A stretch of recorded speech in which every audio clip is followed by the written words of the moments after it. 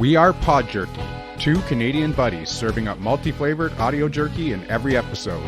If you like good times, strong coffee, maple syrup, swamp donkeys, hockey, the outdoors, common sense, dogs, conspiracy theories, sports, and life in general, then subscribe and follow our podcast and check out our social media channel at Pod Jerky.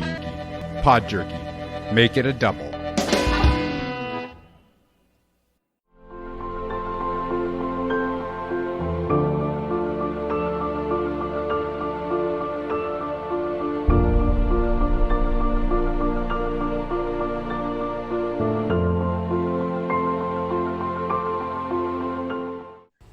Some of the topics discussed on Blackbird and Advocacy Podcast may be difficult to hear.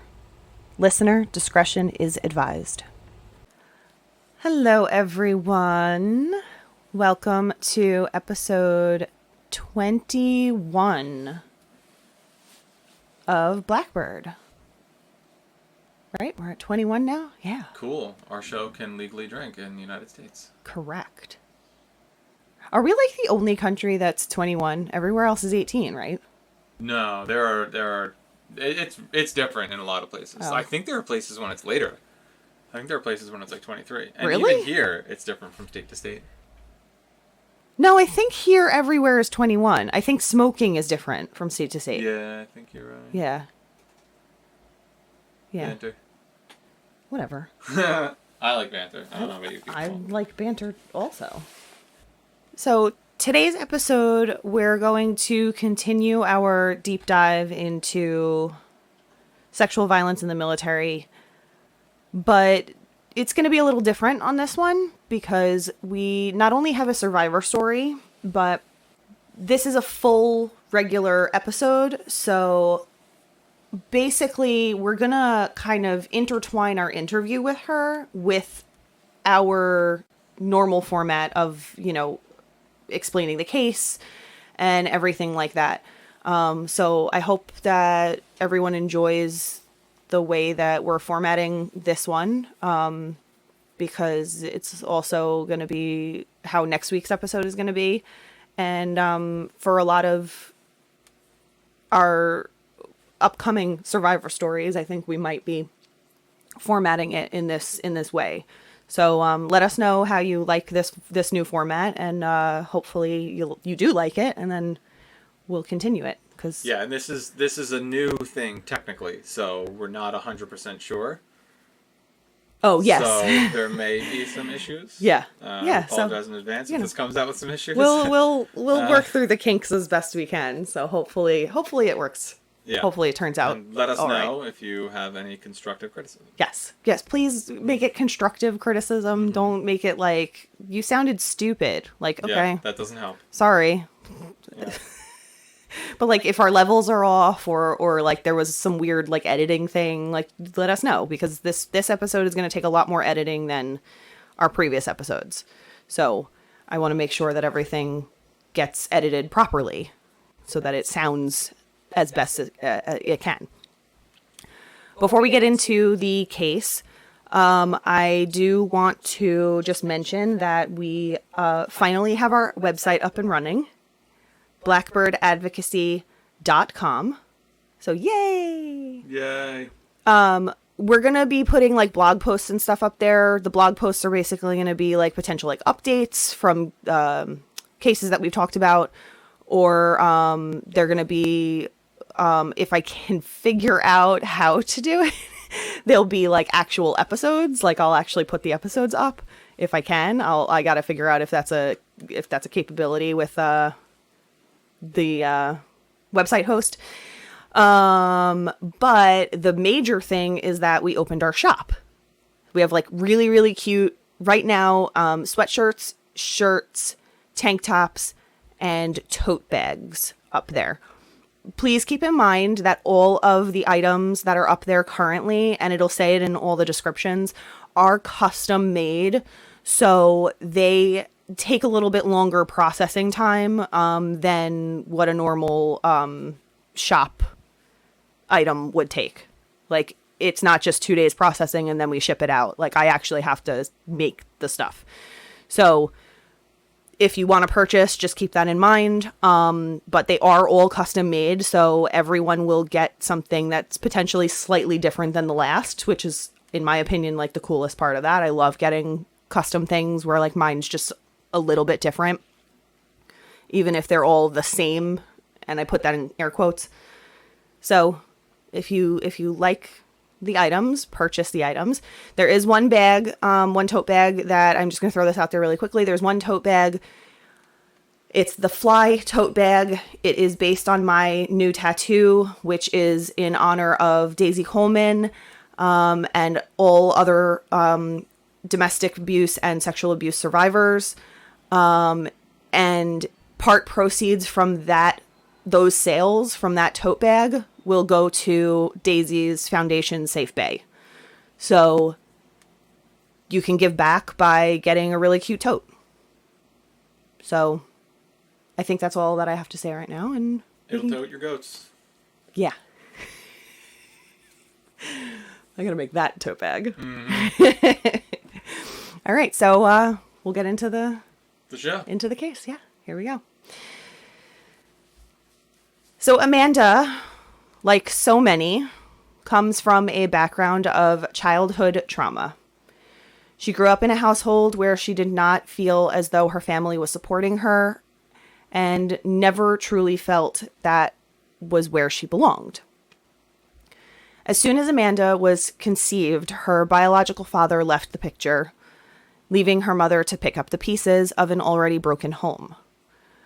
Down the road, Amanda's mother met a man who would later become Amanda's stepfather. And while his family accepted Amanda with open arms, the dynamic in her home quickly changed. This is a big part of my experience. Before the military, I grew up in a very emotionally unsupported, abusive home. My biological father wasn't around when I was a child. He pretty much just dipped the moment he found out I existed. And my mother met a man, my stepdad. They were together and they got married, and he and his family accepted me into their family, which is, incredible. And I am super grateful for that. Moving forward, as time went on, the dynamic changed and the relationships changed. And, my stepdad was a very narcissistic person, and my mother had, maybe past tense, I don't really talk to her that much these days, anger issues. And, that is something that I've been exploring and trying to solve within myself, which is the generational trauma of just toxic patterns being passed down. And anger was definitely one of them in my house growing up. Very reactive, very angry, very quick to highlight the negatives and not focus on the positives. And it really trained me to just be on edge, trained me to be a people pleaser, trained me to seek validation with other people because I wasn't receiving it from my family. Being punished, quote unquote, by doing things wrong, and punishment looking anywhere from verbal abuse to emotional to physical. And so it was not a great situation for me. I actually hated being home as I got older when I was a teenager, to the point where I would try to escape during the summer months and just sit on a city bus all day until sundown and go home because I didn't want to be home. A lot of people who come from backgrounds of trauma, unfortunately, those traits are passed down to them. And like she said, that anger part of it, she took that on. And whether we want to or not, a lot of times we're just kind of going to turn it into our parents, for lack of a better term. Oh, yeah. And, she didn't seem to like that part of her. Oh, yeah. No, I mean, we all know that. I know I've inherited traits from my parents that I wish I hadn't. I know I've inherited traits from my parents that I love. But sure, we're always going to have things about ourselves that, when you're born and you become the person that you're going to become, you don't fully control that. Sure, you can you can recognize things in yourself and try to kind of fight them, but for the most part, the day you're born, you had no say in that. So, if you're born with this particular genes being expressed that turn you into a jerk, yeah, again, you can spend your life trying to fight that. But the day that you were born, you had no say in it. You weren't there when they picked the traits that you were going to get. Right. And again, it's a lot of that nature versus nurture thing, too. Like, how much of it comes from gene expression and how much of it comes from living in that environment. Right. And that's what I'm saying. Like, on day one, when you're 1 day old, it's 100% nature, obviously. Right. You haven't had any time to nurture. Right. So you spend your whole life shifting that balance from nature to nurture. Yeah. Or some people do. Right. Good people do. Right. So, you know, and I have to wonder how many people in the military have come from backgrounds of significant trauma or abuse in the home, who are, you know, she said, like, I really wanted to seek, I was seeking validation from others because I wasn't getting it at home. She was being neglected at home. She wasn't feeling loved and supported at home. So, you know, the military, unless you have something significantly wrong with you, the military is really going to accept most people. So it's that community of acceptance. You feel proud. You feel like you have a purpose. You feel validated. Right. So I wonder how many actually have come from backgrounds like that. Yeah, I mean, there are a lot of things going into it. Obviously, like you said, you know, you just want acceptance if you've come from a background where you didn't have acceptance. And that's the big problem with gangs. Gangs only exist because you get kids from troubled homes who don't want to be there. Yes. So they just go out into the world and they find a group that accepts them, and they get to do whatever they want, and eventually they start making money doing this, and they're like, well, why would I flip burgers at McDonald's for $5 or $10 an hour when I can make $150, which to a 14-year-old is $1 billion. Yeah, ton of money. To you know, work for a couple hours and then go back to the headquarters and hang out and drink. Right.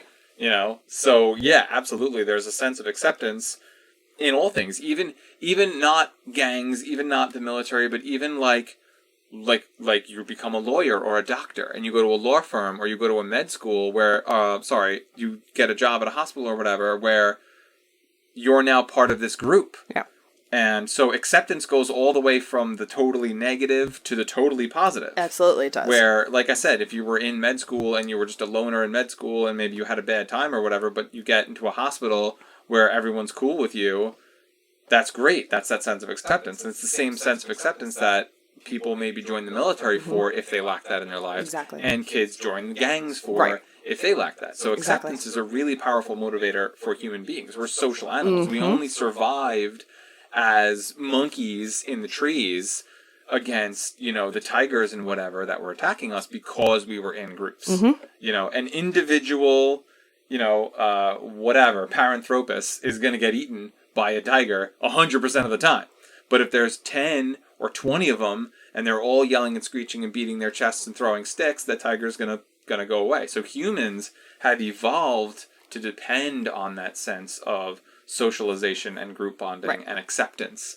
Because if you didn't get accepted 100,000, 200,000 years ago, you probably weren't going to make it. Right. And so now 200,000 years later, we still have that need to be accepted. And some people are just loners, and that's fine, and they can do well on their own. But the vast majority of humans require that sense of acceptance. Yeah. You know, and then another thing that goes into it that drives people into the military, in addition to that need to be accepted, is, you know, you have, it's not just acceptance, it's also about proving yourself. Humans have a need to prove ourselves, and that comes from our development of complex social systems, where, you know, 1 million years ago, our monkey ancestors mostly just needed to be big and strong and tough. But as we develop complex societies, there are now other ways that we measure ourselves. Other than just being big and strong, there's success, you know, and there's charisma. So now we have all these other ways in which we seek to prove ourselves. And if you can prove yourself, you can be more successful in a complex society. Yeah. You know, it's not just about surviving anymore. It's now about thriving. Right. So humans feel a need to prove themselves. And what's one of the best ways to prove yourself is go to war. You know what I mean? Exactly. So in a lot of cases, these are people that feel like they need to prove themselves. Yep. You know, if you grew up in a very, very privileged household, you never really felt that need to prove yourself because you were always told that you were better. Whereas if you grew up in a less privileged household, you were always seeking opportunities to prove yourself. And if you had a bigger brother or a bigger sister, you especially needed to prove yourself. And you maybe didn't have the opportunity to prove yourself because they were always doing the things. So you're like, hey, here's a thing that I can go do that he never did, that she never did, that maybe my dad never thought I could do. Yep.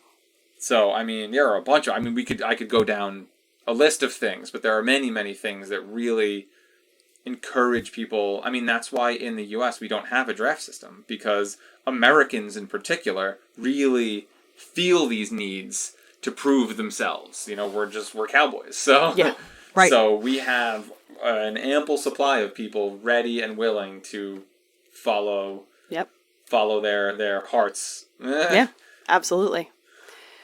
So due to Amanda's tumultuous home life, she decided to leave. And at the age of 18, she found the military. She did not feel she had any direction in life and almost felt lost. But one day, when a recruiter approached her at a bus stop in San Antonio, she felt seen. She felt as if she had been found and had found herself.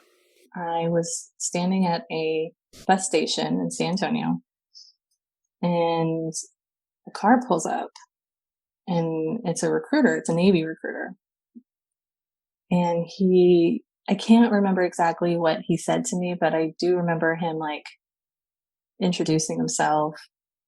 I saw his uniform, so I wasn't totally scared, you know, but I was also like, what? And he asked me if I was interested in like coming and speaking to him. Now, at this age, I was very much conditioned to believe that I was a lost soul. And those are my parents' words. And their definition of a lost soul was, you don't know what you want to do with your life. You don't know where you want to go to school or what you want to study. You don't know what career path you want to do for yourself. So you're a lost soul. You need to figure it out. So this is playing in my head as this recruiter sitting in front of me in this car. And I think this is probably the thing I should do. Like, I should probably get into the military. You know, I need direction in my life. And these are voices. These are all voices, as I learned today, outside voices influencing me in my head. So I'm hearing thoughts of like, you're a lost soul. You need direction in your life. Join the military. The military will be able to tell you what you want to do with your life. And I said, okay. And his office happened to be literally right across the parking lot because the bus station was outside of a mall. And they had a little office inside the mall. And I walked over there and walked in there, and he gave me the whole spiel, you know, the whole rundown. I'm sitting at the desk and he pulls out this book and he's showing all these like very glamorous photos of the military, like ships out at sea, and they called deployments cruises, and it all just was so like romanticized. And especially to me, it's like anything's better than being here at this point. You know, I just wanted to get out of San Antonio and do something with my life. So there's a program that they do, people who are in the transition of going from civilian into boot camp are called DEPers. And so the DEPer process is like, you basically go out and you try to get people to join the military as well. It's like a referral program, you know, and later on realizing that recruiters, like, they have a quota that they need to meet every month or so, or quarter. So why not have some of these DEPers go out and, you know, recruit more people? Yeah.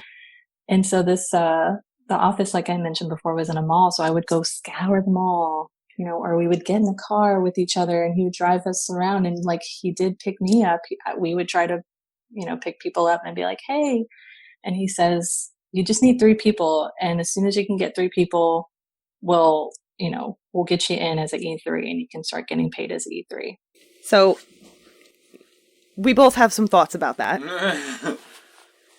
Do you want to do your thoughts? at the risk of sounding like disrespectful towards the military, I know, which is not my intention. Mine's going to sound disrespectful as well. So, yeah, I mean, that's like the definition of a pyramid scheme. Like, you can join now at this price, or we'll give you more stuff if you get other people to join. Like, and I get it. It's your job as a recruiter to just get bodies through the door. Right, that's literally your job. So, yeah. Yeah. Well, my thoughts are probably going to sound a little bit more worse, yeah. disrespectful. And again, I mean absolutely 100% no disrespect to the military. I come from a military family. Literally, like, as far back as I can remember, every generation has gone into one branch or another. The majority of my family has gone into the Navy. And I still, to this day, have cousins who are in the Navy, who are serving right now. So I am completely in awe of people who go into the military. So I do not mean any disrespect by what I'm about to say. Right, and I also come from a military family. My family's been in the military until the current generation, although the current generation didn't make it past ROTC. On purpose. Not like they didn't make it like they failed out. They just decided it wasn't for them. Right. But up until that, everyone served in my family. Right. So yeah, exactly. We have the utmost respect for service members, honestly. But to me, this sounds almost identical to human trafficking. The fact that she was a lost soul at a bus stop in front of a mall, and this guy comes driving up in his uniform saying, "Hey, I can give you a better life." That's literally what happens in a lot of human trafficking cases. The recruiters in the trafficking scheme will find people and will scour places like malls because they want to find younger, impressionable, more vulnerable people and say, "Hey, you seem like you're down and out. Let's bring you into this world where you can make so much money, you can make so much of yourself."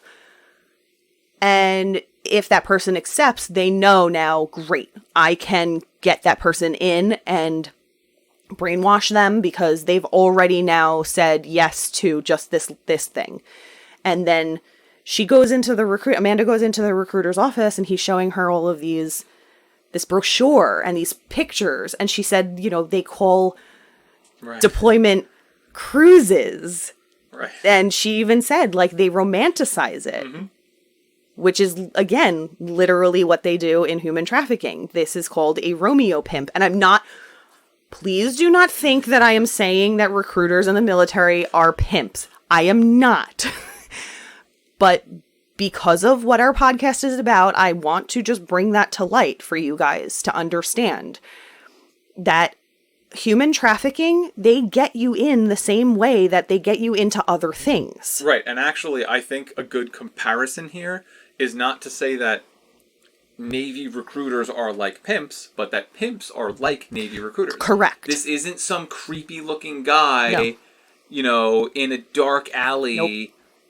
Exactly. Looking for, like, drunk strippers coming off of work or whatever. Nope. The Navy recruiter is in a sharp uniform, well-dressed, well-spoken, brings you into a clean office, shows you these nice pictures of these pristine ships, calls it a cruise, and that is how the pimps are going to work in human trafficking. Correct. They're going to look like reasonable guys who are offering you a better life. Exactly. So, again, we're not trying to say that recruiters are like pimps, but that pimps are more like recruiters than you might think. 100%. 100%. And then speaking of recruiting, that whole recruitment process where Amanda joins the recruiter to now get 3 more recruits in, again, that's literally what they do in human trafficking. They will find one of their workers, one of the people that they have trafficked, who looks the most approachable, and they'll usually get somebody who's the same age as the people they're trying to recruit in, and they'll get her to go out, and she'll go out and she'll go to the mall, and she'll just befriend a group of girls, or one girl, or whatever it is, and say, hey, you know, like, my boyfriend, we work together, even though she doesn't work together with him. She's his subordinate and gets nothing from this. But he has brainwashed her so much that now she's going to go out. So it strikes me as a very similar situation. And this is why pimps are so successful. Because they romanticize things. They take these cues from other organizations such as the military. They see this happening and this working in these other capacities, and they're like, great. If they can do that, I'm going to use my smarts. And these men are very smart. The traffickers. Very smart. I'm going to take that on. I'm going to use that for myself. And I'm going to get these people in. Yeah, you don't become successful in anything being a total dumbass. Whether it's in the mob or as a human trafficker. To be successful in anything, you have to have anything that requires organizational acumen. You have to have at least 2 brain cells to rub together. When Amanda's recruitment duties ended and she was finally able to head off to boot camp, the excitement and anxiety set in. She had never left San Antonio and was waiting to be sent off to Chicago in the middle of winter. Quite a difference. That's nice. She had never lived on her own, as she went from living with her family to living with roommates, and she knew her life would never be the same. And as she says, once you sign those papers, you're officially military property. But she did not know just how much her life was actually going to change. Once in Chicago, it begins. Officers come to pick up the new recruits, but they are no longer the friendly faces like Amanda's recruiter. They are yelling, screaming, demanding. The anxiety grows even bigger for Amanda, but she also found it, oddly, like home.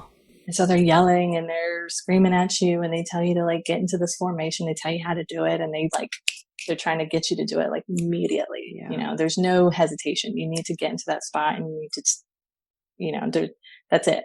No questions asked. It was like that aspect was like repeat for me from living at home. I grew up in a Mexican American home, which means there's this culture of what they call machismo culture, of like this very masculine, like the men are the head of the household, right, and the women, like everyone has their like gender roles, and women just don't, it's encouraged that they do not like speak really. Yep. Like you don't have an opinion, your opinions are just respectful, it's talking back. So that is like absolutely zero tolerated. So being in the military was like the same thing. Right. Like, you can't speak up. You can't say anything. You need to be quiet and you need to do what you're told in order to survive. Yeah. So again, it makes me wonder how many people come from backgrounds like this who have joined the military because they are so conditioned already. Because seeing as, you know, she comes from a specific culture that has this men beating on their chests, you know, women stay quiet. It's she knew how to behave already. She was already conditioned to be that way. Right. To stay quiet and do what you're told. Yeah. Which,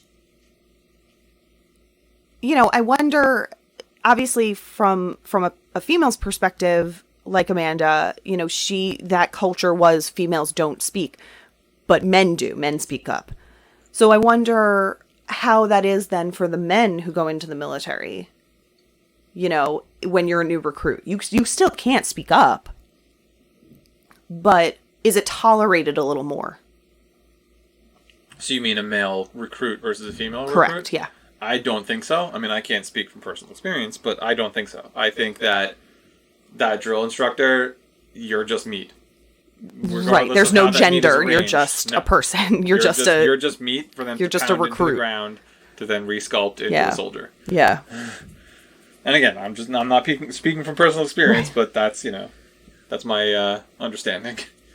The conditioning of being a perfect military service member began, but upon graduating boot camp on her 19th birthday, that's like a super awesome day, a sense of immense pride came over Amanda. She had accomplished something so much bigger than she was. She had found she had a purpose. I mean, boot camp is really just about conditioning you. It's about breaking you down and building you back up. You know, you hear that a lot outside the military and it's very much true. They break down every belief that you have and they build you up into be this like seaman in the military, to absorb this culture. You're a part of this culture. You're a part of this, like this bigger picture. And it's exhausting. It's mentally exhausting. It's physically exhausting. So by the end of it, it's like you did it, you made it, you passed all of these. Like, here's your Navy cap. And it's just like this big moment, you know, it's just very emotional. I definitely cried right in front of my petty officer as he gave me his hat. And he was always so hard on me. Coming out of boot camp, you're very doughy eyed, like for a lot of people. For me, right, it was like that. I'm a part of this, you know, a military branch. I'm a part of like a family. I have like this purpose to like serve and protect, and just this overall like excited to join and like be official. So she reinforced what I was saying, that they're there to break you down and build you back up. And she didn't specifically say whether you're male or female, but she didn't specifically say. So I think she's kind of making the point that like it doesn't matter to them, to the instructors. They're just trying to break you down and build you back up. So, and it's important to note too that she made reference to I'm in a family.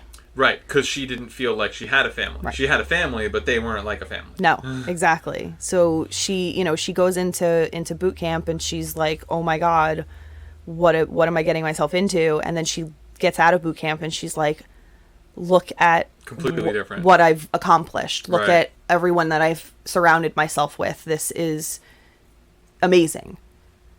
And the excitement's building, you know, she's about to go get her her command, you know, everything is coming to life the way that the recruiter told her it would. Right, she's ready to start her real life as far as she can tell. Yeah.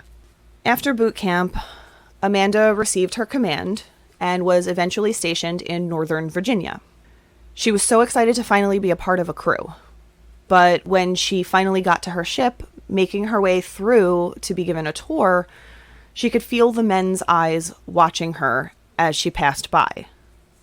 And I specifically asked her, did you feel that from the women as well? And she said no. She said she could feel all of the men watching her. But when she walked through with the females, they were like, oh, okay, cool, another woman on the boat. Right, which could be one of two things. Either A, and I don't know like what percentage of the crew were female versus male. I'm assuming that even in this day and age, the crews are still majority male. So it could just, you know, to play devil's advocate for a minute, it could just be that they were genuinely like, oh, look, another girl on the boat. That's kind of unusual. Statistically speaking, there aren't that many. Alternatively, of course, there are many of them that are going to be like, hey, I'd like to do stuff to her. You know, because she just got out of boot camp. She's probably in pretty good shape. You know. Yep. You look good in a uniform. So, yes, of course, there's going to be some of that. Even a totally good guy. You know, if he's just hanging out in the mess hole or whatever with his buddies and an attractive girl walks past, he's going to have certain thoughts. Yep. The best guy in the world, if that's his thing. If he's a straight guy into women, yes, he's going to have those thoughts regardless. And then there's just the slider of how much of a creep you are. How long are you going to glare? Are you going to just look over and think, ah, or are you going to stare for a second, or are you going to go worse from there? Right. So yeah, I mean, there are degrees of actions that are going to be taken, but the thoughts are always going to be there. Even like I said, even if one of them is gay and is totally not into girls at all, he may still just be looking at her and thinking like, oh, another girl on the boat. That's weird because statistically speaking, right. There's only 1 in 10. Right. Well, as she got more familiarized with the ship and her post, she noticed that the men on the ship were wanting to get to know her. She said the attention was great and felt everyone was just trying to be friendly towards her because she was the new girl.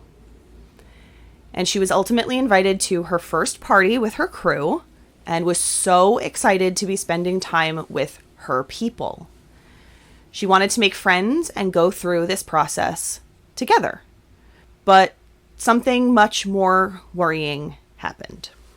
Everybody who's there are my shipmates from the same boat. And this one particular male, I think he had already had several drinks because like people were already drinking and doing their thing before I arrived. And I just remember being in this kitchen, standing in the corner, like up against this corner of the kitchen. And we have like this disagreement. He says something and I think I disagree and we're bantering. And he just it set him off. Like something that was said set him off. And he came up and he grabbed my neck with both his hands and like pinned me up against the corner of the kitchen. And I just couldn't believe what was happening. I just remember not wanting to do anything because I didn't want to escalate it. He was older than me and he was bigger than me. So I wasn't going to do anything, but there are also people like there. So I was kind of just waiting for them to intervene. So there's a couple people that saw. I think I remember one of them just yelling at him like, hey, like cut it out, calling out his name, like, hey, stop it, cut it out. But not like coming over or doing anything about it. Right. It seemed so like, I don't know, downplayed. And I'm just kind of like, he just choked me out. And this was the start of like this conditioned thinking, like, it's not as big of a deal as you think it is. I don't remember I think I reported it to my division officer, which was like one of the handful of people that were very nice to me. Okay. So it went up the ranks. He went to captain's mess, which is the military court. The military's own judicial system inside of the branch. So they handle things internally. Now, when someone physically assaults someone in the civilian world, they get ideally arrested. They go to trial and they have it like on their record. Like you look them up and it says like assault and battery or X, Y, and Z.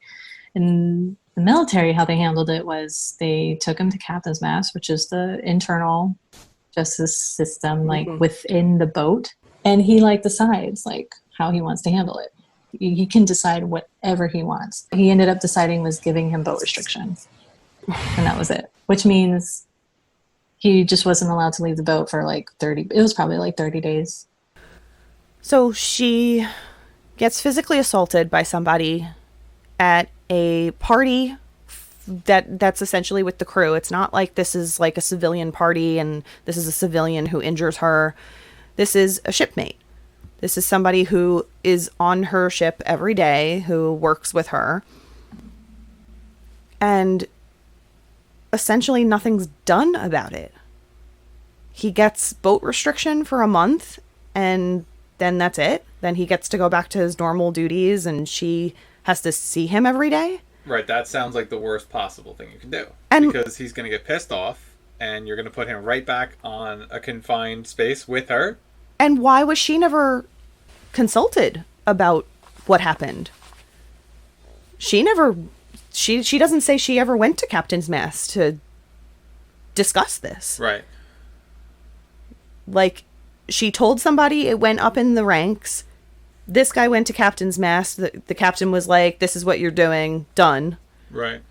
And she was never even involved in the process. Right. So, like, she doesn't even know what happened there. Right. It could have been that he didn't even assault her at all. That could have been the way that went. Exactly. As far as, the case, like, the hearing. whatever you want to call it. Yeah, he could have gone in and been like, I didn't assault her. Right. And then they were like, well, because there's a report, we'll give you something. Right. Done. Exactly. Case closed. Right. Like, yeah, that's, again, no disrespect to the military, but that's freaking stupid. yes, it That's is. stupid. And the fact that it's literally like one person on the ship who gets to make all these decisions. Right. Which, you know, the funny thing is, I understand where that comes from, because that's kind of the tradition in the Navy going back centuries, that the captain is the king of his vessel. Of course. You know, one of the best freaking naval movies of all time is Master and Commander with Russell Crowe. Yes, you talk about this all the time. Dude, such a good movie. And at one point he says something about his ship is England. Like this is England. And I don't think he says anything like, I am the king, I am whatever. But like, that's kind of the implication. Like, this is England. We don't know what's happening at home. They could be at war. The French could have taken over for all we know.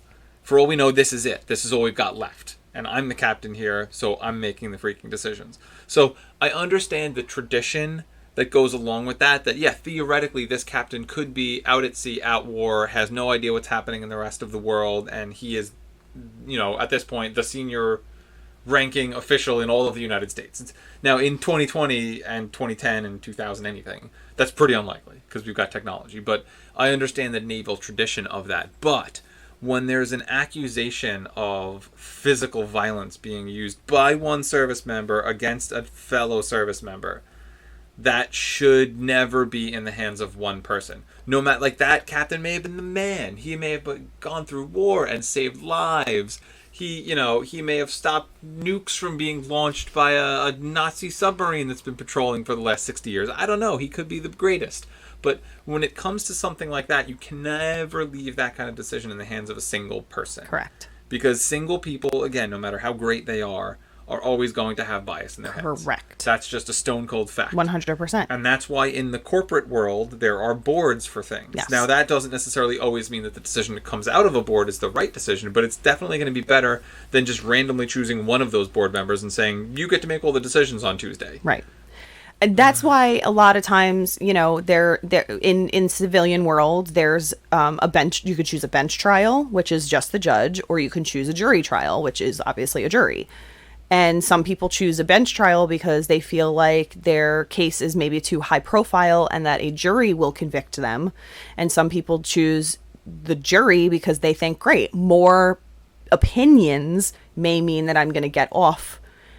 More likely than not, you're going to get a jury trial. Most Right. people will choose a jury trial because, like we're saying, more opinions mean the possibility of changing someone's mind, changing someone's opinion. Having one sole opinion is that. Right. There's no changing that. Right. Whatever And- they choose is whatever happens, and their bias is going to take over. Yeah, and I mean, like I said, it depends on the accusation, too. So if this was the kind of thing where she legitimately, like, she was supposed to be back on the boat from leave at 7 p.m. and she didn't get back till 8. And you have to go to captain's mast for that. That would make sense, because it's like, look, you know you did the thing you weren't supposed to do. It's a cut and dry thing. It's thing. not that big a deal. You go to the captain, he says, okay, you have a history of being a jerk. Boom, you get 30 days. Or, you know what, you've had an exemplary record.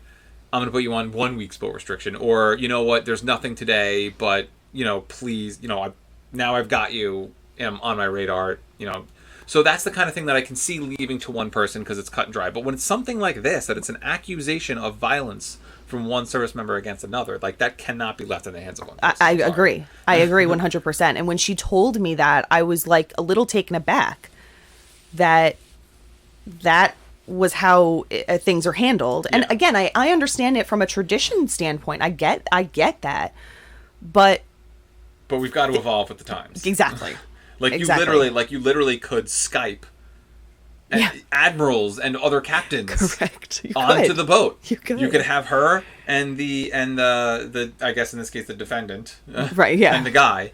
You could have them in a room with the captain and the XO, and you know the sergeant at arms. I don't know what their version of a sergeant at arms would be, and you could Skype in. Yep. You know, Yep. the relevant admirals. You know, you could do that now. Exactly. So why not? Yeah. And to make matters worse, this is her first outing with her crew. This is these are the people that she thought were her family. And now she has this assault take place. And she even said people were around and nobody did anything. So not only does she not feel protected by the higher ups, which a lot of times, even in corporate world, you don't feel protected by the higher ups, but the people who are literally same rank as you, same as you, they didn't even come to her aid. Yeah. So now she's not feeling safe at all. Right. Well, and the thing is, they could want to come to her aid, but be too afraid. Absolutely. Because it is such an iron-fisted justice system in the military. Yep. So this was Amanda's first brush with the nonchalant attitude of the military in not protecting its service members. And after this, Amanda did not feel safe or protected by those that had taken a vow to protect this country's citizens. They can't even protect their own. She had met someone while doing some work in the kitchen on the ship that she found attractive, and he ended up asking her out. They went out to play pool and ended up at his friend's house.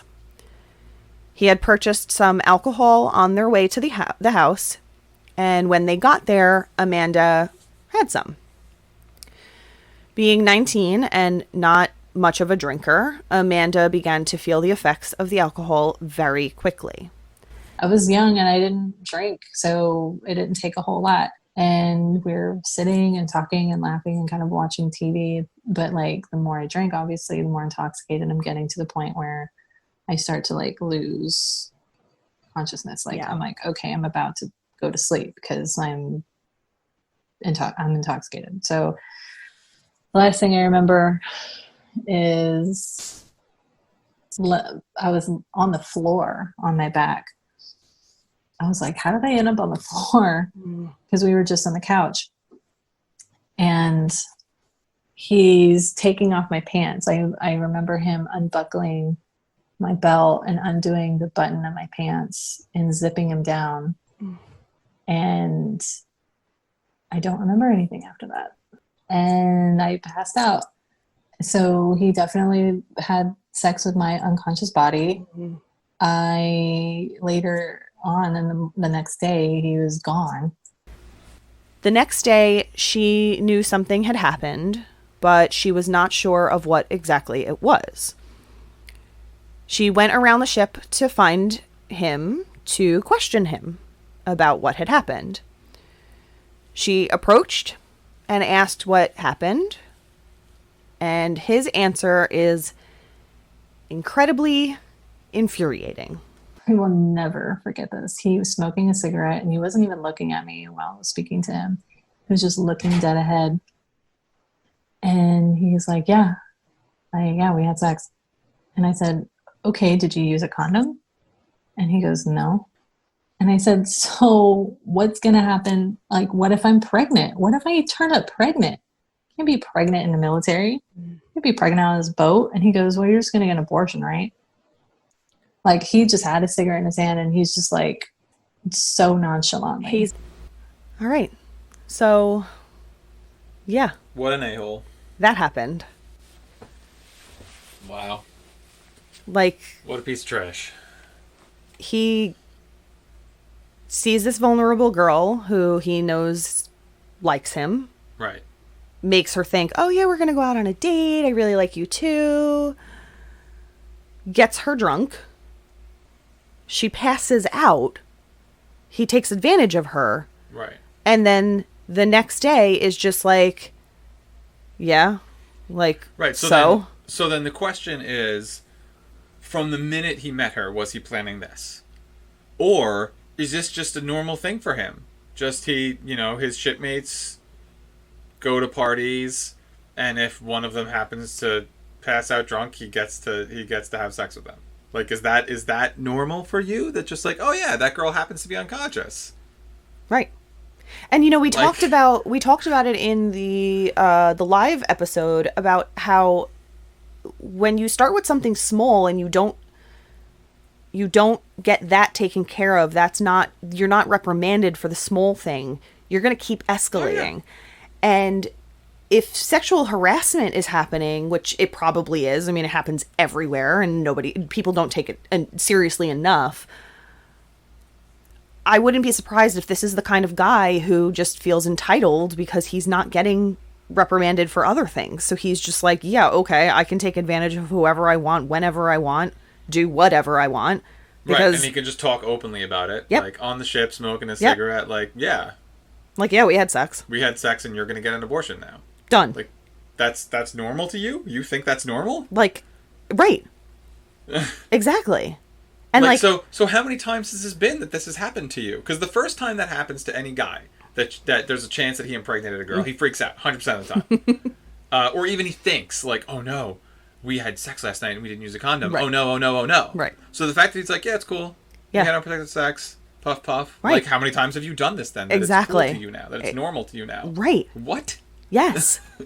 Like, the normalization of all of this, like the fact that she passed out and he felt that it was okay to have sex with her, and then the next day just think it's okay to openly talk about it on the ship. Right. And be so blasé about it. Just like, yeah. Like you said, like this is a normal thing to him. Right. Like, I would have been freaking out, and I would have gone and found her and been like, hey, listen, we need to talk. Right. Had this happened, like, consensually. Right. But that's the thing. Like, clearly this didn't happen consensually, so he probably wasn't even going to approach her at all. And when she approached him and she was like, oh, did we have sex? He was just like, yeah. Right. Because he's the kind of guy, I guarantee, that had she gone forward with this, he would have just been like, it was consensual. Right. We were both drinking. She said yes. Right. And that's probably why he talks about it openly. Because he's one of those guys who can just... Exactly. Because he probably has gotten away with it before. Yeah. That's that kind of person. And it's infuriating. Yeah. And his answer is infuriating. Yeah. And I guarantee, like, I would want to punch him in the face. I guarantee that if I were in her position and I punched him in the face, I would then get time for that. Oh, yeah, for sure. For sure. Like, and probably more time than the dude who physically assaulted her. Yeah. You know, more boat restriction than what that guy got. And mind you, everyone out there, these are two different guys. These are two different people who did these things to her. Right, so she just can't catch a break. She can't catch a break. 100% of her outside of work interactions with men have ended in violence. Correct. One-time sexual. Correct. Yep. That's not okay. That's not okay. How is that a thing? That is not okay. How is that a thing? It is not okay. And again, like, I'm going to keep reiterating, like, she thought she found her place. Right. She thought she found the family she was looking for. And the abuse just continued. It was a repeat of her childhood. Yeah. Which may have only gotten worse. It's only gotten worse. But it may have felt so normal to her. Right. Because she's been through it. Right. Not necessarily the sexual assault, but violence in general. She'd been through that. She grew up with it. It was a normal part of her life. Right. So this may have been normal to her. Right. And that upsets me so much because that's the thing we have to get out of. We have to teach people that that's not normal. That's not a normal way to live. That's not a normal way to be treated. Yeah, so that when they do grow up to become an adult, they don't think that this is still a way to live, because a lot of these people then fall into the trap of meeting abusive partners who then they get into domestic situations. Right. And then they have children, and then the children learn to do exactly. this, And then the cycle just keeps Yeah, I mean, you're right when you say the word teach. We need to teach people. And that's kind of, again, I talk about this a lot on these episodes. That's the whole point of this podcast. Correct. Is to try to maybe educate a little bit. Mm-hmm. Because, like, even in other matters, like, people just don't understand like, people don't understand their rights as workers. I'll hear people talk at work about how, my boss said I had to do this, and I'm like, no, you don't. And I'll literally, like, whip out my phone and I'll go to, like, nys.gov and be like, no, see, right here, this is the law, and it says you don't have to do that. Like, I have to come in. To work on Saturday. Like, oh, you're getting overtime, right? No, I'm not getting paid for it. Then you don't have to come in. But he said I do. Then you don't have to come in. Right. That's illegal. Right. That's not the law. Right. And I'll show you. I'll look the law up. People just don't understand. No. Because, they're used to it. Because they never were taught. And exactly. Like in this case, she grew up in a household that taught her that abuse is okay. And when bad things happen to you, you just have to deal with abuse it. Abuse is love. I mean, that's so many. There's so many things that, like, this is the way that we show our love. Right.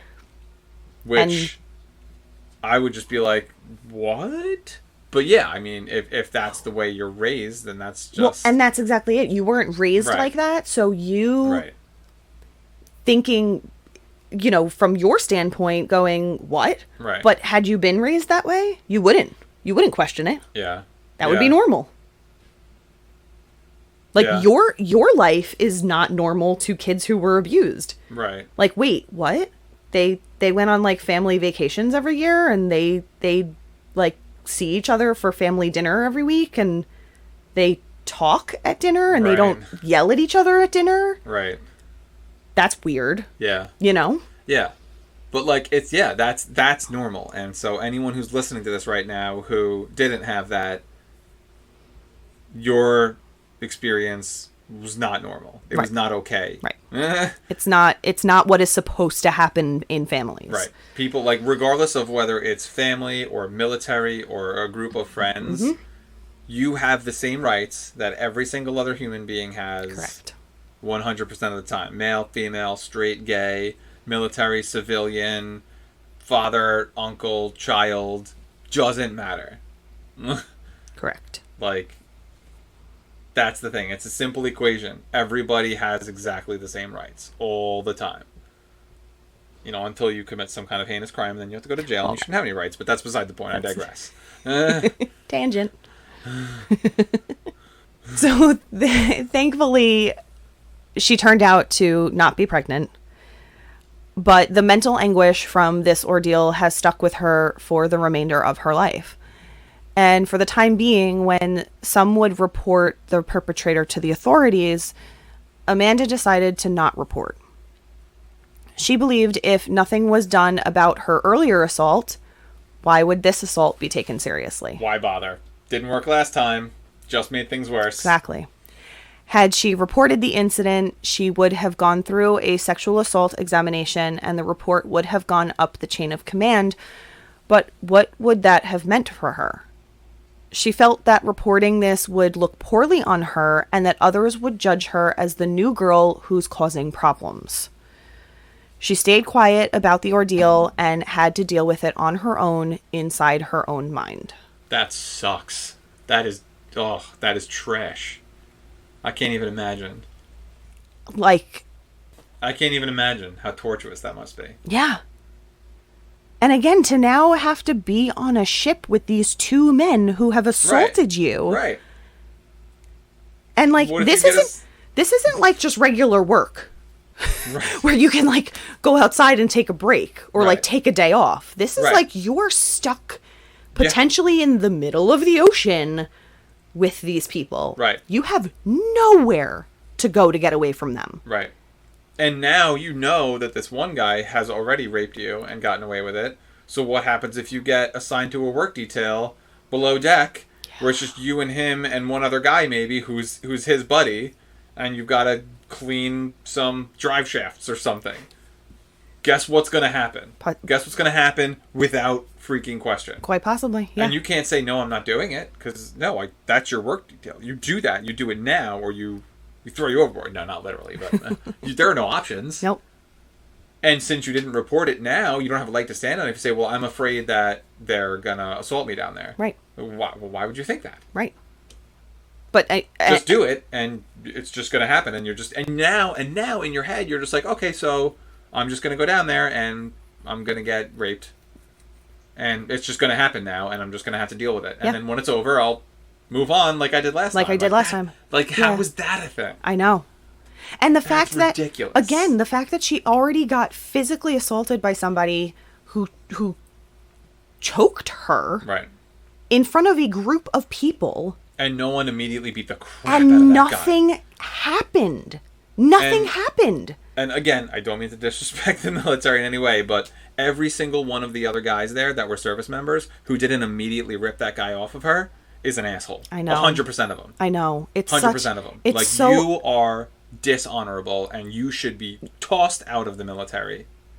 anytime something like that, and it's again, it's teaching people that it's okay to get away with these things. Yeah, That you're it is. so Clearly it that is. you're so entitled that you can assault somebody, and it's totally okay. Yeah. So, like, nobody's protected except the perpetrators. The Right. victims are not protected. Yeah. The perpetrators are Yeah. protected. And if That it's like, is absurd. and if it's like, oh, well, you know, he was drunk. Well, I guess he can't drink anymore, right? So that's the agreement roll up. This guy is never going to drink again because this is the shit that happens. Nope. Guarantee the next party he's getting wasted again. Absolutely. Absolutely.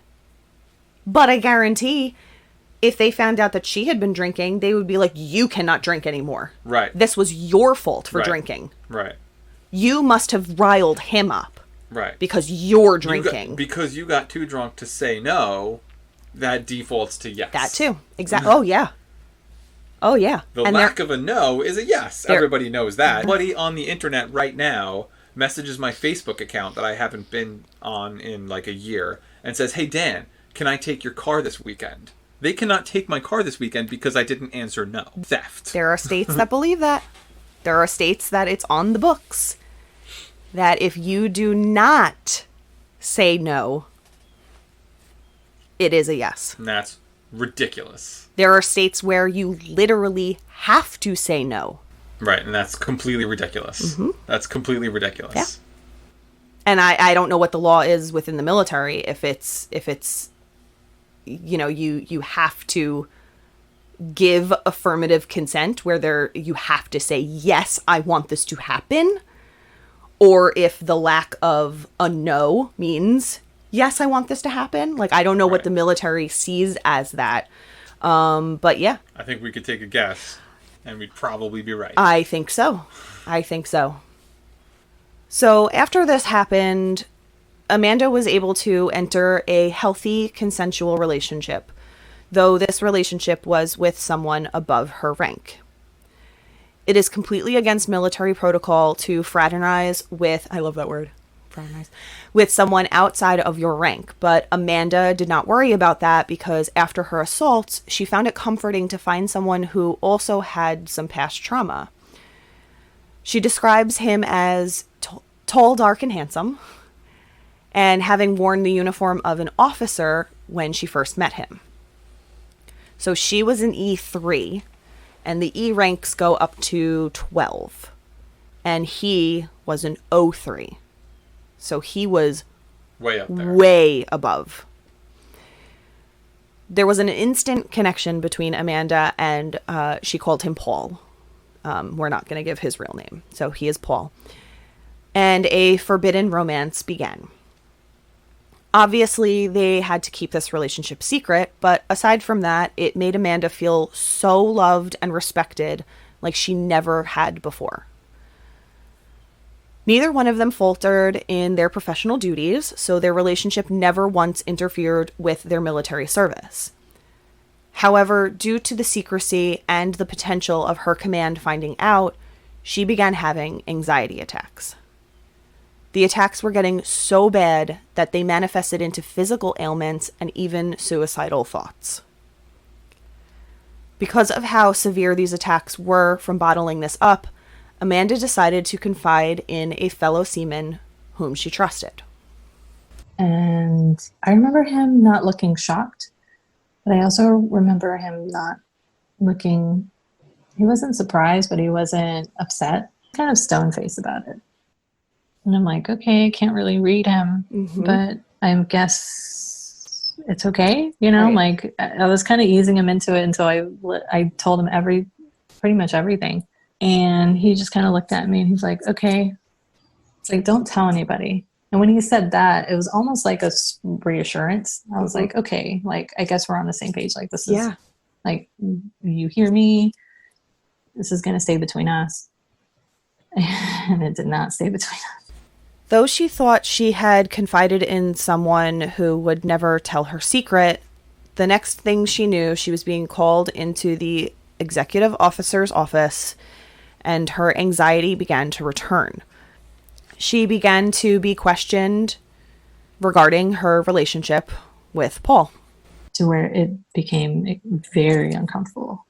Like, you know, were y'all having sex? Right. Are you living together?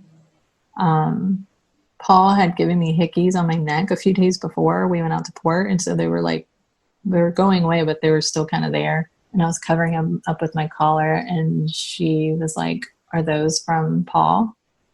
And I didn't want to lie to my authority. So I said, yes. I answered everything honestly. Mm-hmm. And she goes, we're going to need you to stand up and pull your collars down so we can look at it. I said, okay, stand up and do as they said. And they're taking a look at it. And she says, okay, now we're going to need to document this. And I'm thinking, like, write it down. I'm like, okay. No, they meant take photos. Right. So I'm standing in this room with like three people. One, my XO, and two, I later realized are like the legal people of the boat who handle like all the processing paperwork, was writing, documenting everything, taking photos of my neck, telling me to like pull down your collar, tilt your head. Flashes are going off. This room is dark. And, you know, switching and doing the other side. It was like the most humiliating thing. Tell me your opinion of that. So, right off the bat, she feels betrayed by this person that she trusted. Yeah. We assume. Now, I mean, technically we don't know how the upper echelon found out, but, I mean, you got to assume if it happens right after she confides in someone, that sucks. That sucks. You can't trust anyone at this point, right? Because it's either this friend that you confided in, or it was this guy that you were in the relationship with. Somebody betrayed you. So now you know 4 people. One assaulted you physically, one assaulted you sexually, and then one of the remaining 2 betrayed you. Like, that just sucks. You just frig. And then 2, so she's telling them the truth, and they're like, they have to take pictures of the hickeys?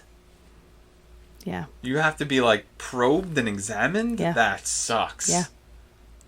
And my initial thought from this was they are taking this so much more seriously than her physical assault.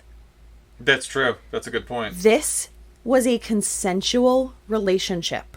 Right. Yes, they were of completely different ranks, and yes, that's against protocol, but like, so is choking. Shouldn't abuse right be? You're not allowed to choke out crewmates. Why didn't they take pictures of her neck for that? Exactly. That's what bothers me the most about this entire thing that happened to her. Yeah. The fact that they took her consensual relationship between 2 adults more seriously than an act of violence against her. Right. They didn't take pictures. They didn't document anything that happened in her physical assault. They didn't even question her about it. But the moment they found out that she was having a relationship with somebody of a higher rank, all hell broke loose. And she was questioned, and she was made to feel humiliated, like she said. Humiliated. Right. Because now their prestige is on the line, because one of their chosen ones, one of the officers, is involved. Yeah. Whereas before, it was just 2 grunts. Right. Who cares? They're just tools. Yeah. They're just there to be screwdrivers and fix stuff. But that's exactly it. You can say who cares about the perpetrator, because who the F cares about a perpetrator? They're disgusting garbage humans. Right. But to say who cares about a victim of violence, Right. That's horrible. She was never a priority to them. She was never important to them. No. Their reputation Yeah. is the important part. Exactly. So that's why they're taking this so much more seriously. Mm-hmm. And that's disgusting. Yeah. And that is exactly why I wanted to tell this story. Because that should never happen. Your reputation should not be as important as somebody's life. Ever. What would have happened if she continued to be abused by these people on the ship? Thankfully, she wasn't. But what would have happened if she was, and she would have ended up dead? They would have probably just covered it up like they've been with all of these Fort Hood cases and with the Lavina Johnson case. This has to be taken more seriously from the moment that it is reported. The first time that somebody says, I was assaulted, however you were assaulted, when there is violence involved, even harassment, the moment that you say this person's been harassing me, stalking me, sexually harassing me, whatever it is, it has to be taken seriously. It has to be taken seriously. That person can't just get 30 days boat restriction. Yeah. Absolutely. Because then you're just telling that person it's no big deal. It's no big deal. Yep. Yeah, I mean, we were talking about this on a previous episode about why they made the penalty for committing crimes using a firearm so much more severe here in the States. Because before that, it wasn't a big deal. I don't know if you even got anything extra on your sentence for committing a crime with a gun versus not committing a crime, or committing that crime with a knife or whatever. And at one point they realized, like, this is creating a culture where every criminal is carrying a firearm. So they made the laws so much more strict to where now the, quote unquote, smart criminals say, I'm not bringing a gun to this. I don't want to do 25 years. Yeah. I don't need a gun to do this. Nope. And that's why anytime you watch like documentaries about like bank robbers or jewel thieves or whatever it is, they always tell you, like, I never touched a gun, or like I brought a toy gun in with me just so it looked like the shape under my coat. Like, right. They'll tell you, you never bring a gun. And you see it in movies, like admittedly fiction movies or whatever, but like where like one of the new guys to the crew will have a gun and they'll all be like, what are you kidding me? You're an amateur. Throw that shit away. You don't bring a gun. You're gonna get us all 20 years exactly. instead of whatever, yeah. a year or two or whatever it is. Yep.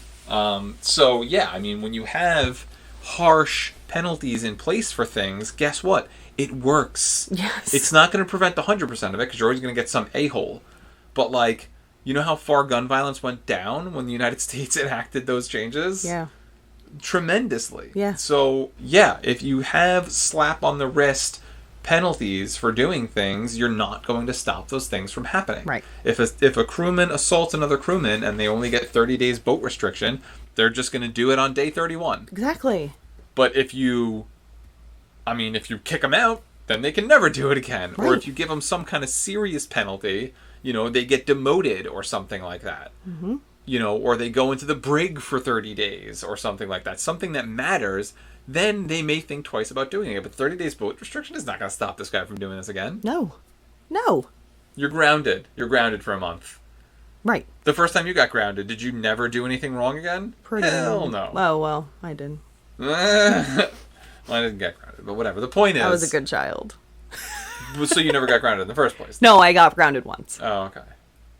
The point is, grounding your kids doesn't work. But to be honest with you, I think we talked about this. The grounding wasn't even the reason why I didn't do anything ever after that. The disappointment that my parents had in me, right? That was what affected me. Oh yeah, and I never wanted to do anything ever again after that. It was the same here, because I felt like horrible. Yeah. But that's the thing. A person like that guy who assaulted her, he doesn't care about that feeling. No. He doesn't care about disappointing people. No. He doesn't care about being looked at as a piece of crap. Absolutely not. As far as he's concerned, that's a badge of honor. That's right. I am a piece of crap. Don't F with me. Right. So what do you think her sentence was for having a relationship with? Oh, she got sentenced. Oh, yeah. I didn't. Okay, so she gets some kind of charge, is what you're telling me. Yeah. And it's fraternizing with a superior officer, I guess. Yeah. So what is her sentence? Yeah, what do you think she was sentenced to? I don't know. Shit is crazy. A demotion back to E2 or E1. Obviously some kind of boat restriction, I would imagine, and a demotion. That's my guess. You tell me. Boat restriction and a demotion? And a demotion. Okay. They have me stand outside and just stand at like parade's rest until they call me in. So a whole like group of people and the captain are assembled inside of the bridge, which is like the top of the boat. And I was scared out of my mind. I didn't know what was going to happen.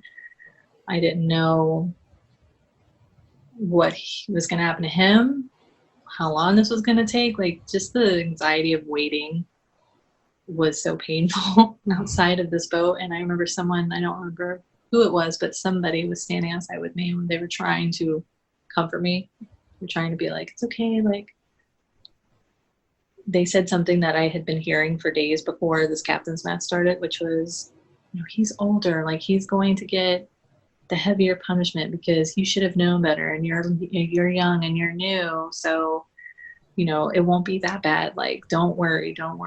And so this person's telling me the same thing. And I started to believe it. Mm-hmm. I started to believe that, okay, he was older than me and I wasn't going to have like the serious thing, any serious consequences happen to me, and that it was going to be okay.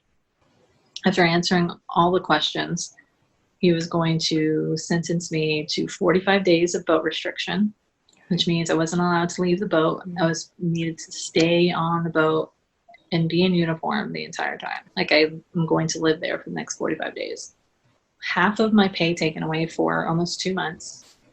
Extra duties while I'm on restriction. Was demoted from my E3 that I worked really hard to get down to E2. And I'm like, okay. I'm like, that really sucks. I'm like, cursing kind of inside my head. I'm like, this really sucks. I worked really hard to get this E3.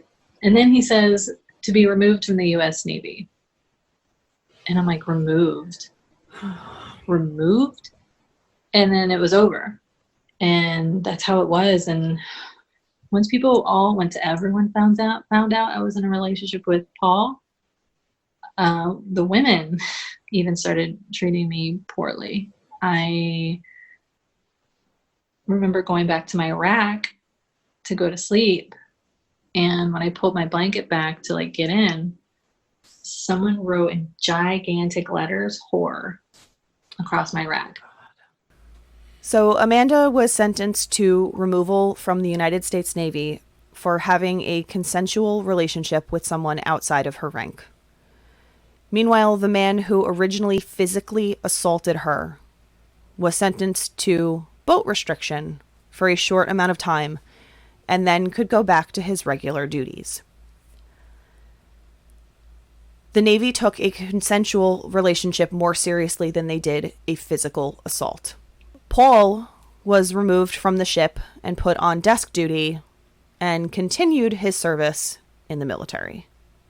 Ultimately, Amanda was discharged from the Navy well before her 45 days of boat restriction was even up.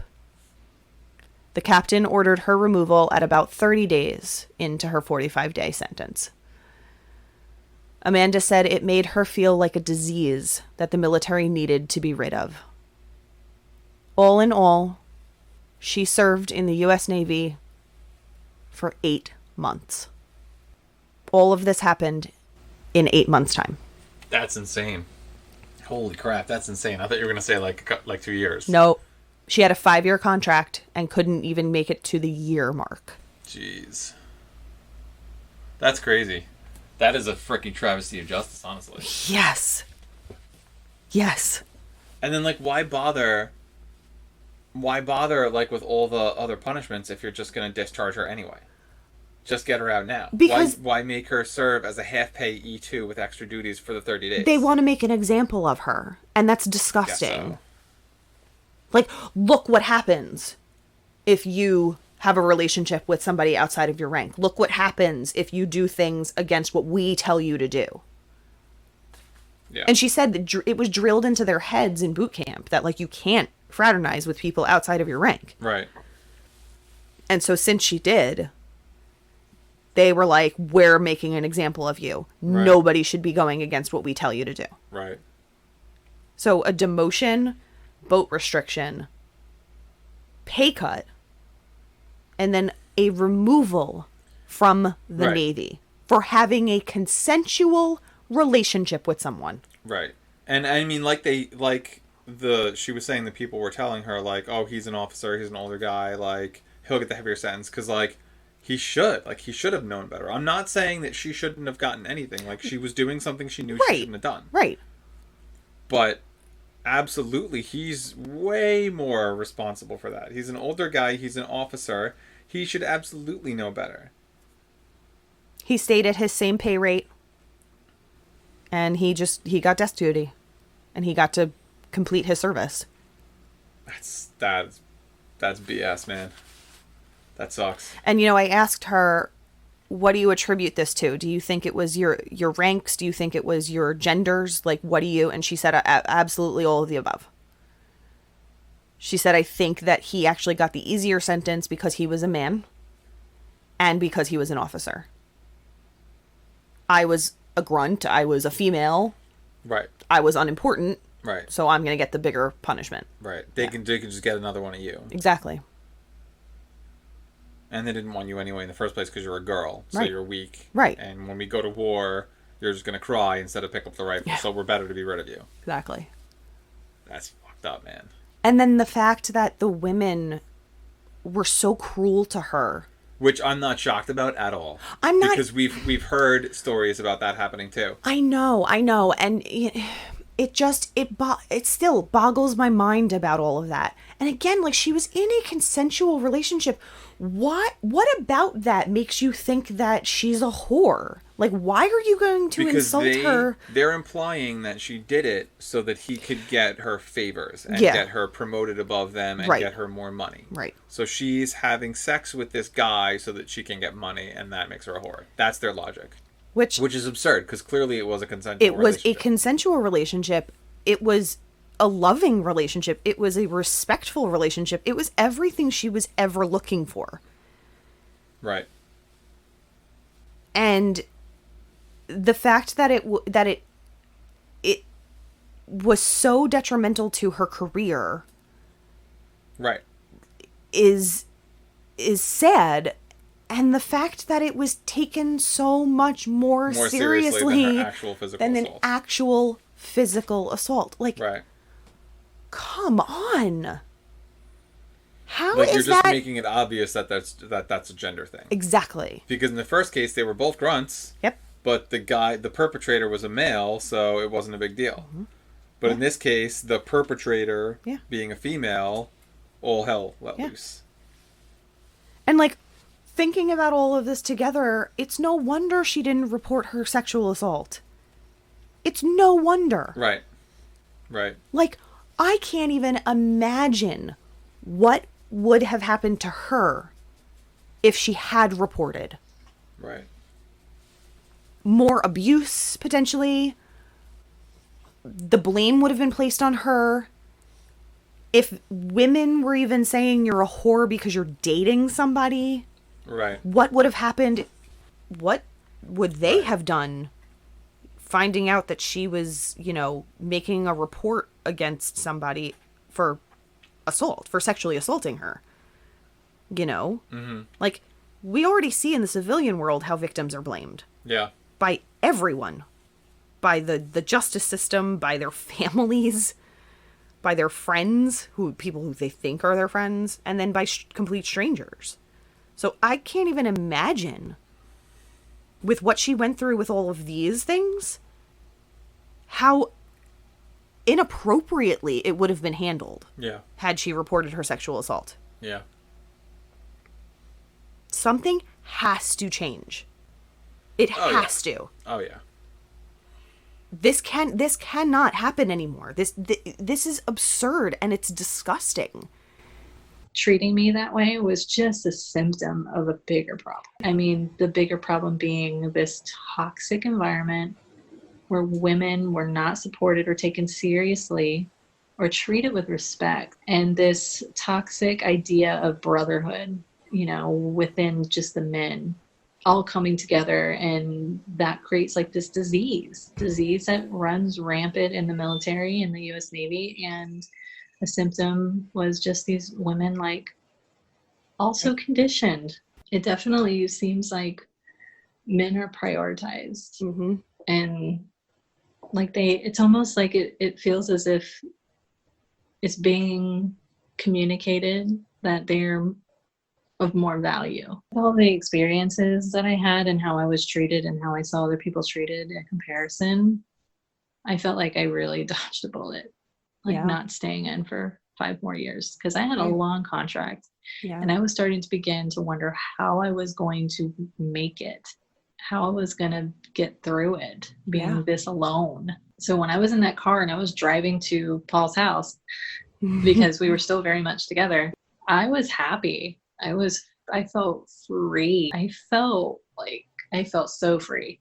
The relationship with Paul lasted for 4 years and resulted in an engagement. So clearly she wasn't doing this to make more money or get a higher rank more quickly. She was in love with this man. They were planning to get married. But ultimately they split up, but remain friendly to this day. And Amanda is now married to a wonderful man who she had met while in the military. So some good came out of it. Well, that's good. She does not at all regret her time in the military and would absolutely do it all over again if she could go back. Through Amanda's healing, she has established an incredible photography business where she uses her art to help others tell their stories.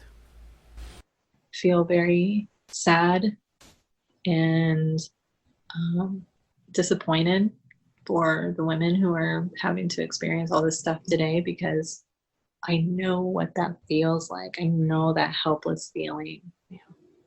And if me sharing this and helping elevate all of the women's voices so people can start demanding collectively justice, then I knew it was going to serve people in a positive way. I believe that things that are meant for me won't miss me, and things that miss me weren't meant for me. Mm-hmm. I believe that 100%. Mm-hmm. And that means looking at the good and the bad and what opportunities come from them. Mm-hmm. And the opportunities that I have been given in the past, including my upbringing, including going through abuse from my family, mm-hmm.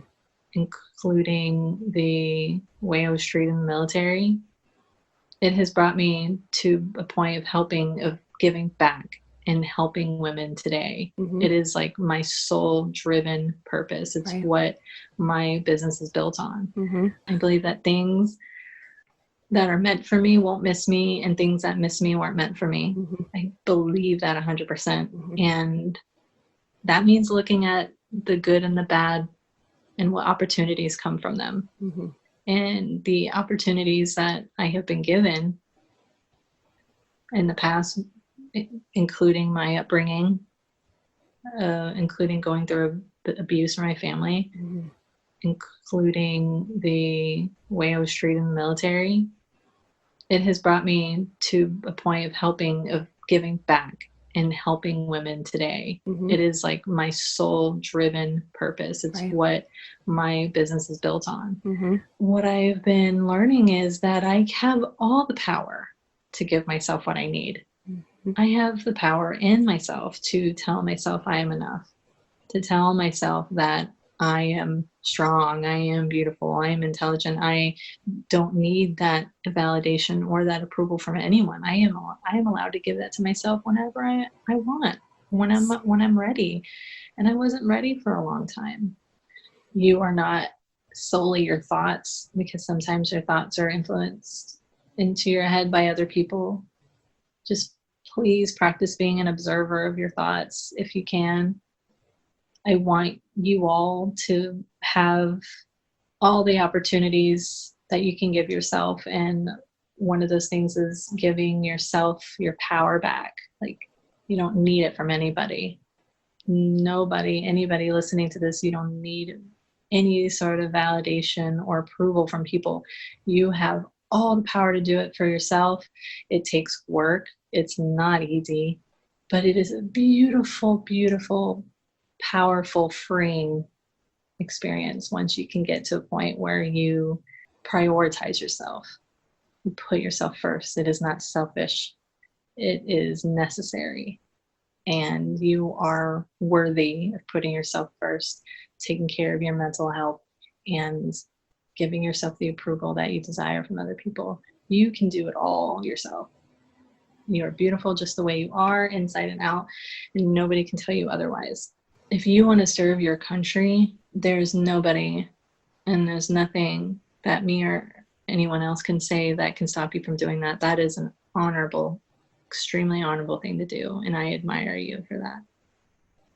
You're willing to put others first before you, and if that is what you want to do, you definitely should do that with caution. Please look out for yourself. Please know that this is something that goes on, and if there's a way you can emotionally and mentally prepare for that, because I know how strong of a desire it is to want to serve your country, and nothing tears you away from that, wanting to achieve that goal. I just want you to be careful. Just please be careful. Look out for yourself. Unfortunately, I'm sorry to say that, but please look out for yourself. Please protect yourself. Please be cautious and call out the shit, no matter what people think. Call everything out. Don't be afraid to be scrutinized for it, because it will happen. It will probably happen, if not from one person, from multiple. But please keep calling it out. You are not solely your thoughts, because sometimes your thoughts are influenced into your head by other people. Just please practice being an observer of your thoughts if you can. I want you all to have all the opportunities that you can give yourself, and one of those things is giving yourself your power back. Like, you don't need it from anybody. Anybody listening to this, you don't need any sort of validation or approval from people. You have all the power to do it for yourself.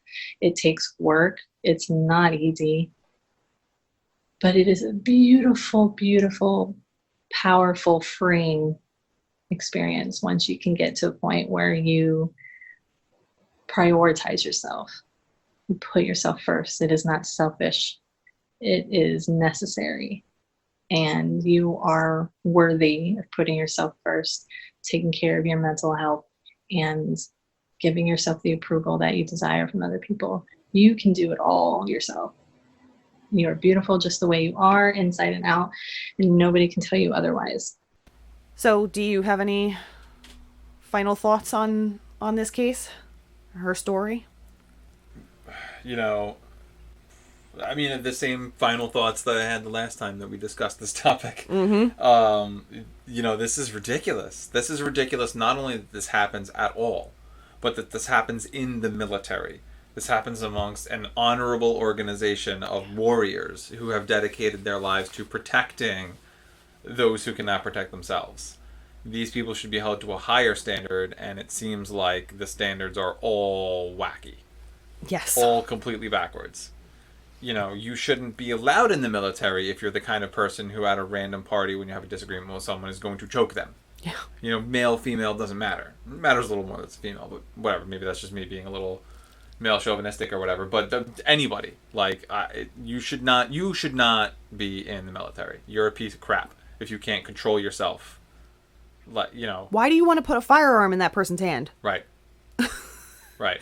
Why do you want that person responsible for maintaining some piece of equipment that's going to be responsible for shooting down the nukes that whoever is launching across the Pacific Ocean at the United States? Those people should not be trusted, not even a little bit.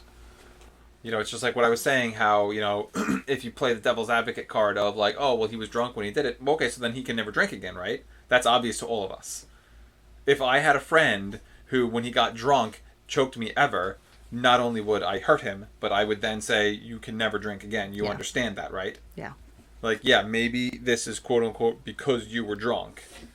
Like, and okay, so let's say that I'm at a party with a friend who gets drunk and he hits me, right? And let's just leave it at that. Let's regardless of what I do or don't do.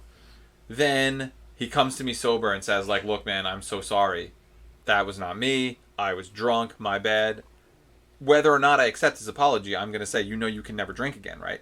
Clear, like, you understand that. I don't have to tell you that, right? You know you can never drink again. Because if you drinking caused you to hit people, you can't drink anymore. Right? So that guy's not going to stop drinking. The guy that assaulted her, he's not going to stop drinking when he goes to party, and he's going to keep assaulting people. Correct. And he's going to keep getting away with it. Yep. And the same thing with the man who sexually assaulted her. He's going to keep doing that. And like we said, the fact that he was so nonchalant about it means he's got to have done it before. I guarantee he had, yeah. Because of the fact that he didn't use protection and was like, okay, whatever, if you get pregnant, just get an abortion. Yeah. So this is just a normal thing for you? Yeah. This is just a Wednesday for you? Yeah. Yeah, I raped a girl, maybe got her pregnant, whatever. She'll take care of it. How often are you doing this that it's just a routine for you now? Right. And that's okay. That's just happening in the Navy. Yep. And look, I know our podcast is not going to be heard by the Judge Advocate General and the Joint Chiefs of Staff and result in changes in policy, but people should be just as upset as we are right now. Yes, they should. And maybe if enough people get upset, a change will be made. I doubt it, but like, come on, like everybody who's listening right now, this got to piss you off, right? Yeah. This has got to piss you off. If you're a reasonable person, you're pissed off right now. Agreed. Like, that's the thing. I mean, like, I'm a very passionate person, and I really try to tone it down for the podcast because you don't want to hear me go into what I would normally say when mics are off.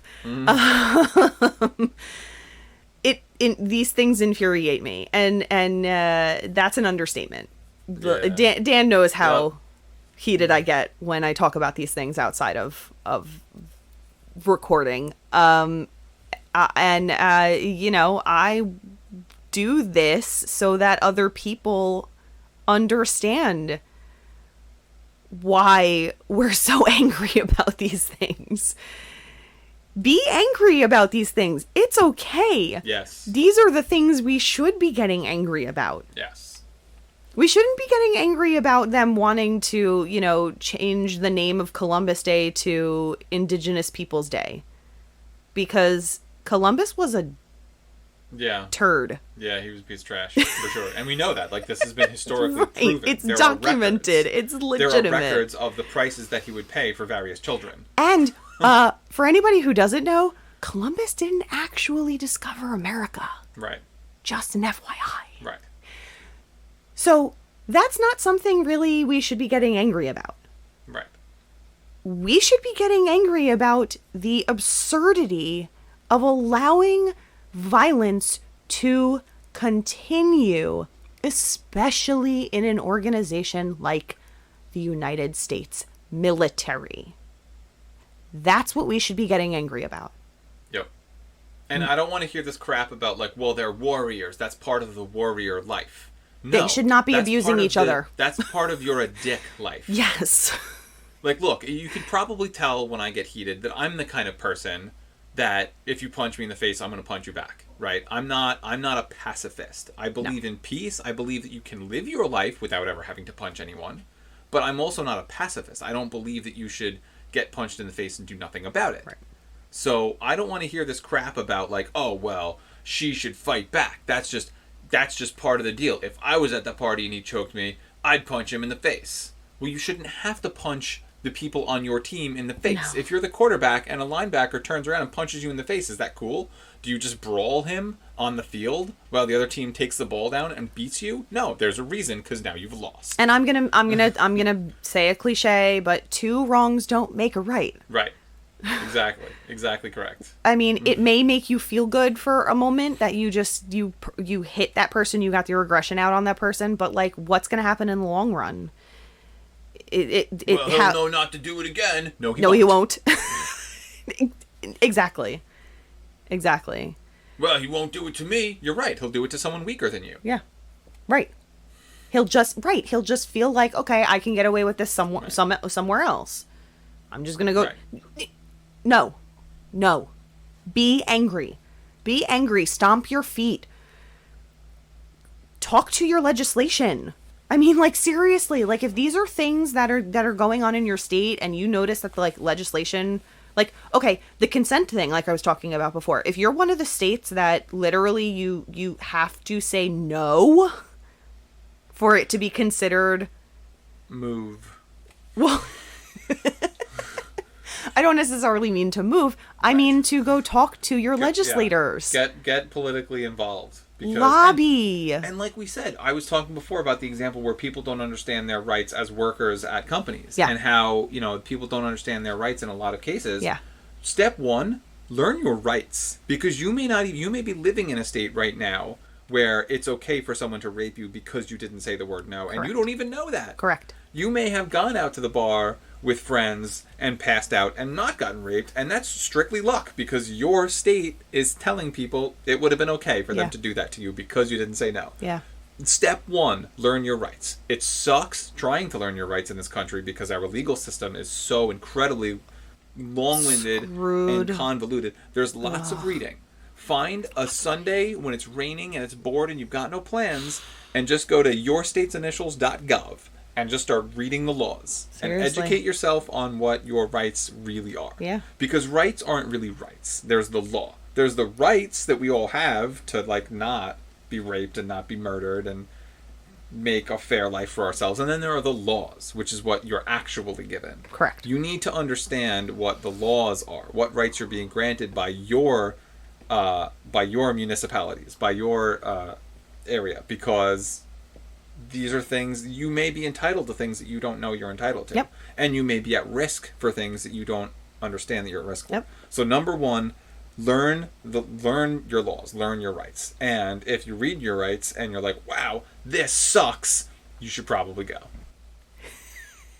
Well, I'm one for, if you don't agree, yes. If you don't agree with the laws of your area, your state, your county, whatever it is, right. Even federally, right. Lobby for change. Right. Lobby for change, because nothing's going to happen unless we, as a people in this country, we elect people to represent us to change the laws, to make the laws suit what is necessary for the times. As we progress as a society, our laws should be progressing as well, and they are not. Mm-hmm. People need to elect. I'm ready. So election day is coming up. Ready? People need to elect local representatives, because that's the most important piece of it, because those are the people who actually are there to represent you as a small community. And that's really where our laws are coming from. Most states don't have the same laws as one another because of federal. They have laws that are similar to one another because they see what another state is doing and they're like, oh, hey, that's working in that state.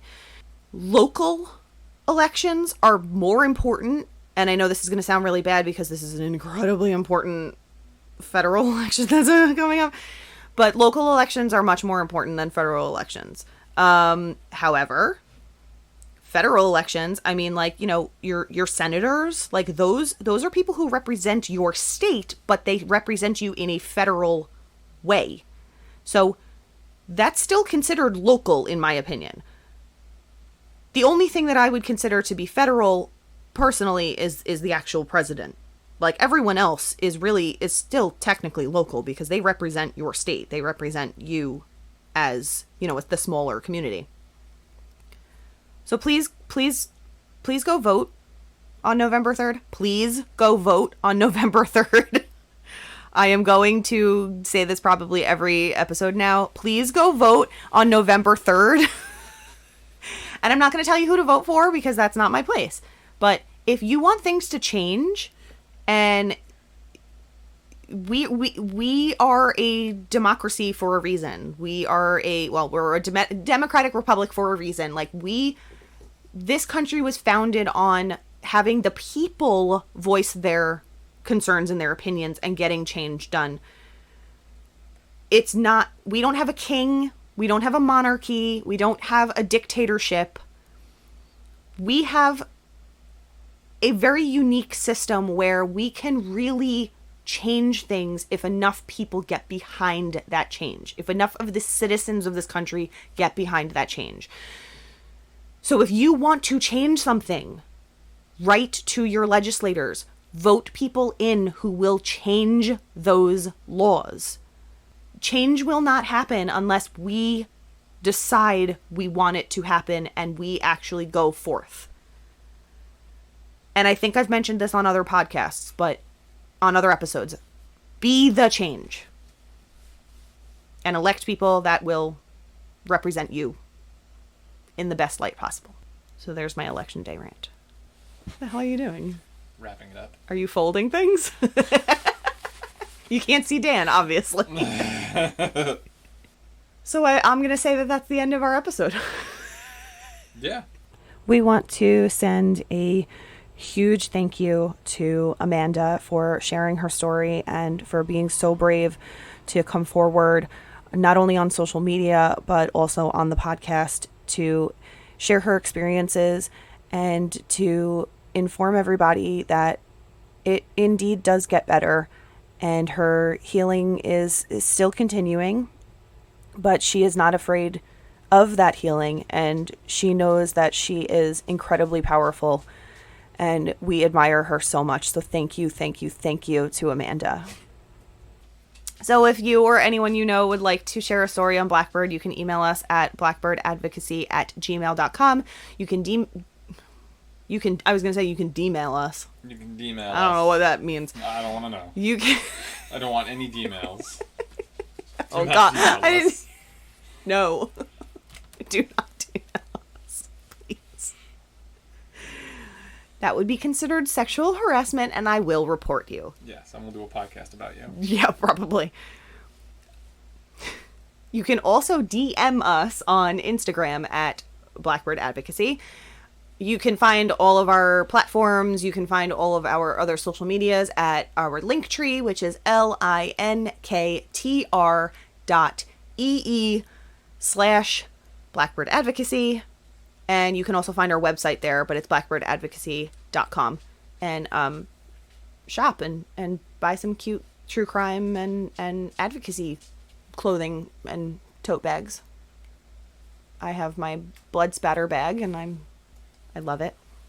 I think that's all I have to say now. So as always, be safe. Be aware of your surroundings and continue to social distance if you can. Yeah, I mean, you know what I'm going to say. I've said it plenty of times. You know the rules. I shouldn't have to tell you them anymore. Yeah. Don't spit on people. Ugh, no, don't spit on people. You should never spit on people in general. The thing is, you're spitting on people without knowing it. Well, right now, yes. I'm technically spitting on Sarah and the dogs and the cats. Even though we are about 6 feet apart. Right. Yeah. Dino's pretty close. Dino's close. Dino spits on me all the time. Oh, so just when you're breathing, you're spitting. Just don't be spitting on people. Correct. That's what a mask is for. That's exactly what the mask is for. It's not about protecting yourself. It's about protecting everyone else. Correct. So when you don't wear a mask, what you're telling me is you don't care about my health. Correct. That's a fact. If you don't like it, look it up. Correct. Educate yourself. Literally, just gonna keep saying that. Educate yourself on what it actually means. Yeah. Learn stuff. Learn. Knowledge is power. Anyway, I'm going to make a shirt that says 6 feet apart, not 6 feet under. Yeah, it's a good one. Yeah. So that'll be in the shop. So anyway, that's it. Thanks, Deuces. guys.